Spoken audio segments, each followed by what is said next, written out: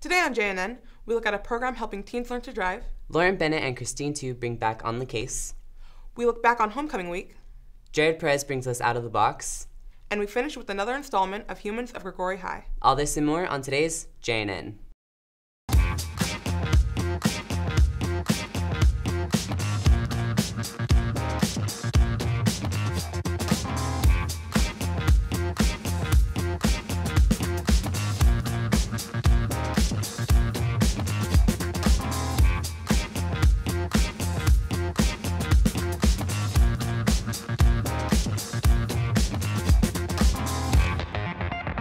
Good morning, Grigori High. I'm Kelly Kiernan. And I'm Dylan Longton. Today is Friday, February 17th.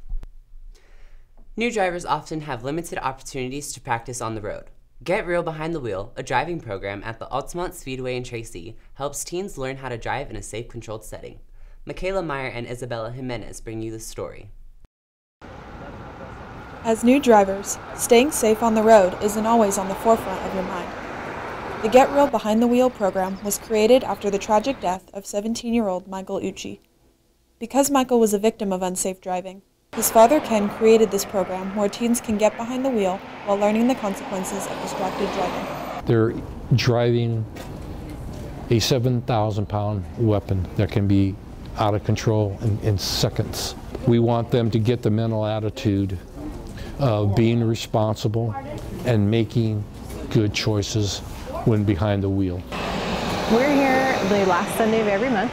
We don't have any requirements. Most of the people, actually almost all of the people here, have never been behind the wheel before. The program is free, so the requirements are only 14 years of age and the desire to learn. They will go into what we call the low impact area, which is a drill that the Alameda Sheriff's Department has designed.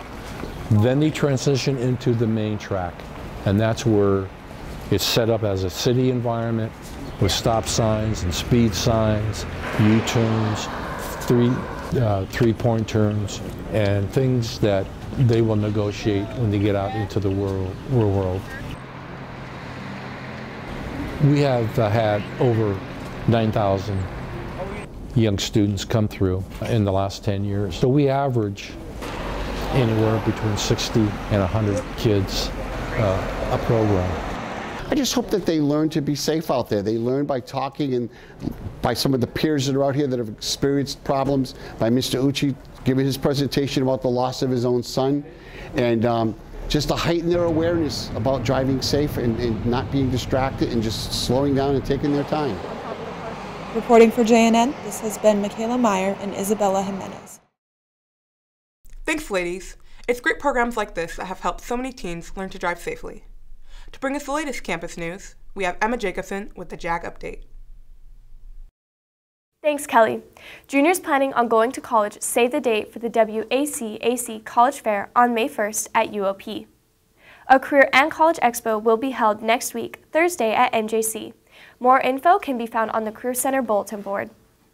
Juniors taking ROP Cosmetology next year have to take a placement test in March. Visit Mr. Steves in the Career Center for more information. Global Studies SLC is taking a field trip to Yosemite. Any Global Studies juniors who are interested should talk to Mrs. Jackson or Mr. Salazar. Today we have a few announcements from the music department. First off, their chamber concert fundraiser is March 6th, with Texas Roadhouse takeout meals available for purchase in J103. Next, balloting is open for Color Guard, an 8th period class that fulfills PE credits. Also, the music department is holding their spring concert on March 14 at 7 p.m. in the NPR. Any questions, see Mr. Herrera in J103. Next Tuesday is the last chance to audition for the talent show. See the SBO for an application. A game night will be held at school on Friday, February 24. Admission is $5. That's all the announcements I have today for JAG Update. Back to you, Dylan. Lauren Bennett and Christine Tu are back on the case. Let's see what question they'll be answering for us this time. Hey guys, this is Christine Tu. And this is Lauren Bennett. And this is On the Case. Hey, I noticed that people are holding heart-shaped balloons and flowers on Tuesday. Was that a special day or something? Duh, it was Valentine's Day. Oh yeah, Cupid, baby diapers, bow and arrow. Where did Valentine's Day even come from? Elementary school? Nah, there has to be a story behind it. Are we on the case? We are now. Valentine's Day originated because there was a guy named Valentine and he was in jail with a girl who was blind. Is that right? Yes, be quiet. No, I don't even think that's right. That's right. Isn't it like a saint? Yeah, but I'm telling you how he became a saint. I don't know. I think it happened on accident. I wouldn't be surprised if some company like Hallmark or something just invented to sell their merchandise, because there's no real meaning behind just selling gifts and giving people that you love gifts. I have no clue when it originated, where it came from, why it's a thing.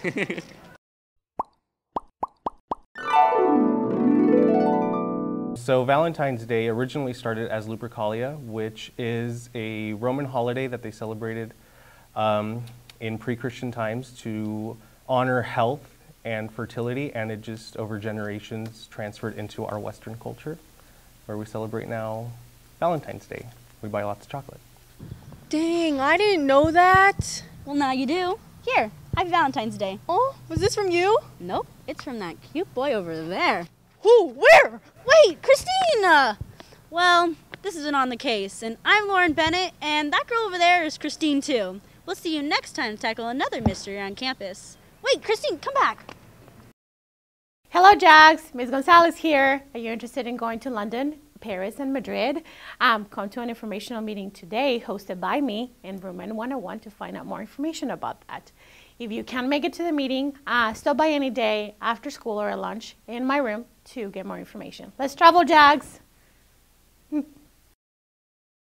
Congratulations to our mock trial team who beat Bayer to win the first championship in our school's history.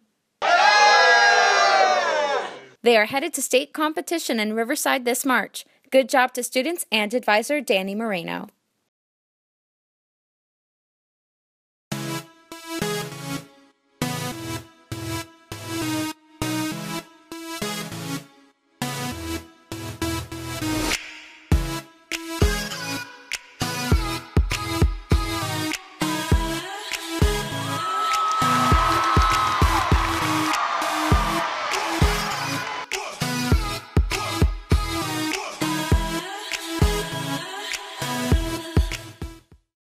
From the hallways to dress-up days and a win against Davis, homecoming was a blast last week. And now, Jared Perez comes to us from Out of the Box. They've released me from the studio, and I'm reporting on the scene at the soccer fields, the gym, and all around campus to bring you the latest in sports news. And now that I'm out of the box, I may never go back.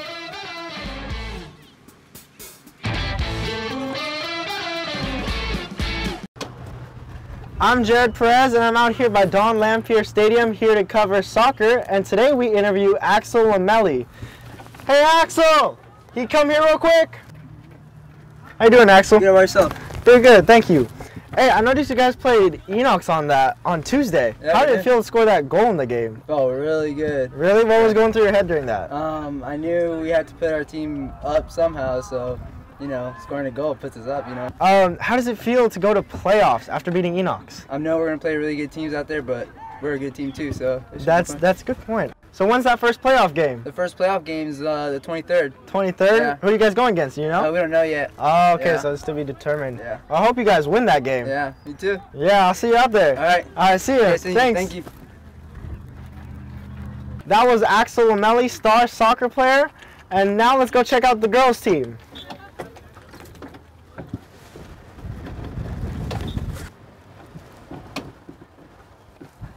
And now on to girls soccer. I'm here to interview Ayana Zara. Hey Ayana, could you come over here please? Hello. Oh, how are you? I'm good, how are you? I'm pretty good. Nice to meet you. Nice to meet you. Hey, I heard you're a sophomore on the varsity team. Could you tell me a little bit about your role on the team? Well, I'm the forward, so I'm the attacker. I score the goals, I make plays. I heard you guys played Enox on Tuesday. How did that feel to win? Felt very good. That was a big game for all of us, and if we lost that, we would have been out of playoffs, so it feels really good to win that one. That's good. How do you feel about going into playoffs? We feel confident. We're ready. So when's your next game?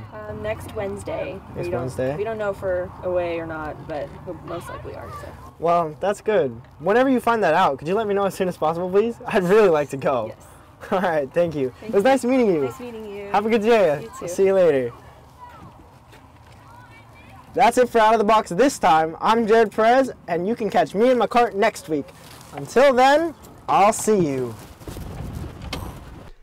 Thanks, Jared. In this week's installment of Humans of Grigori High, we're taking a closer look at artist Joy Swanberg. Julie Glodek brings you the story.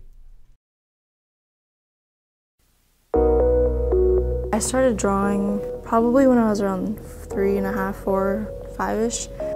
My mom, she's an art major, so she had us do like a bunch of stuff kind of from growing up, my siblings and I. I really liked to like cut paper and like, I was really, I guess, craftsy. And so my mom being an art major, I think she kind of like honed that focus a little bit more to like drawing or just other mediums. Like I did a lot of watercolor growing up too, just to kind of test out like what I liked, and my mom wanted me to have like a lot of the basic knowledge for art. I was diagnosed in Hong Kong, so they thought I had something that affected my brain as well, but it turned out it wasn't that, and it was mostly just my hands. I was adopted from Mother's Choice, which is a orphanage organization that works with children who have special needs or like deformities, and my parents found out about me, and I was adopted when I was 3.5, and I moved from Hong Kong all the way to California, Modesto. I don't draw at home about ever. I usually am drawing at a coffee shop when I'm hanging out with a friend, or if I'm studying, or just listening to music, or I'm at church listening to a sermon or someone speak, anything like that really, or if I'm doing homework. I really like black and white, and I really like sharp angles. I feel like I'm a pretty direct person. I think that reflects in my drawings. It's not super abstract or like whimsical, it's more of like a concrete image. It almost looks like I think like a print maybe. And I think for me, I really like math and science, and those are kind of more definites.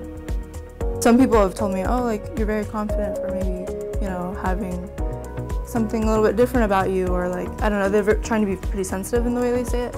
But for me, it's never been like, oh, well, I'm confident. It's more of like, well, I don't really have a reason to not be, I guess. It's something I've always had. It's not like an issue. I don't really let it be the reason why I can't do something.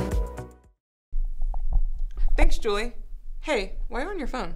I'm on JNN's new Snapchat. We're posting all the behind-the-scenes action around JNN. Looks pretty cool. And today at lunch, we'll be bringing back a segment called Man on the Street. Follow us on Instagram, Twitter, and now Snapchat at JagNewsNet.